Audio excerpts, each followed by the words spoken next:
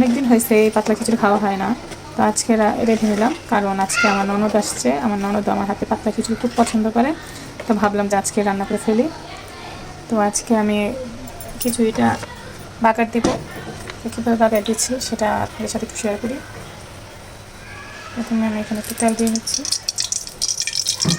আর অল্প একটু জিরা দিয়ে দেবো, তাহলে ফ্লেভারটা ভালো আসছে। তারপরে এখানে আমি রসুন আছে শুকিয়ে রেখেছি, এগুলো দিয়ে দেবো।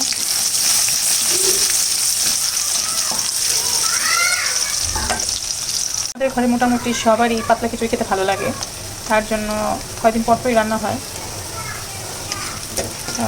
আর আমি মনে করি এটা খিচুড়িটা রান্না করা খুবই শর্টকাট। সব কিছু একসাথে আমি মাখিয়ে চুলায় বসিয়ে দিই, তারপর হচ্ছে একটু হলুদ, মরিচ, আদা, রসুন, গরম মশলা এগুলো দিয়ে মাখিয়ে ঝোল দিয়ে বসিয়ে দিই, তো হয়ে যাবে, বেশি সময় লাগে না অবশ্যই। কিন্তু আমার খিচুড়ি খেতে একটু ভালো লাগে না, জানি না কেন, আমার একদমই ভালো লাগে না। তো আমি ঘরে সবাই খাই, তার জন্য রান্না করি। খিচুড়িটা আমার হয়ে গেছে, এখন শুধু এখানে একটু বাগারটা দিয়ে দেবো পেঁয়াজ মরিচে, তাহলে ফ্লেভারটা আরও সুন্দর আসবে। আমার পেঁয়াজটা লাল হয়ে গেছে, এখন আমি এটা দিয়ে দেবো।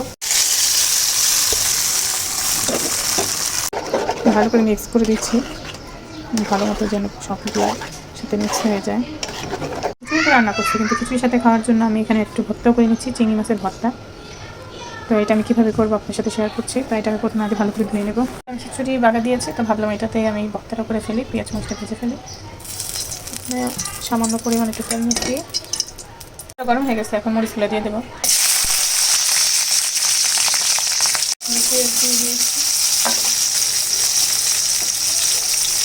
রসুনগুলো দিয়ে দেবো, ভালো করে ভেজে নেব। লবণ দিয়ে দিই পরিমাণ মতো, দিচ্ছি আমার যতটুকু প্রয়োজন, আপনারা আপনাদের মতো দিয়ে নেবেন।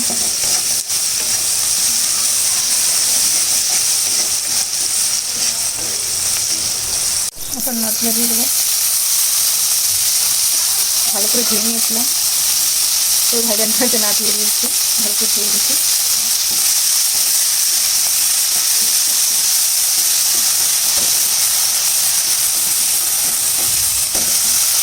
চিংড়ি মাছের ভর্তাটা খুবই আমার ভালো লাগে, খুবই টেস্ট হয়।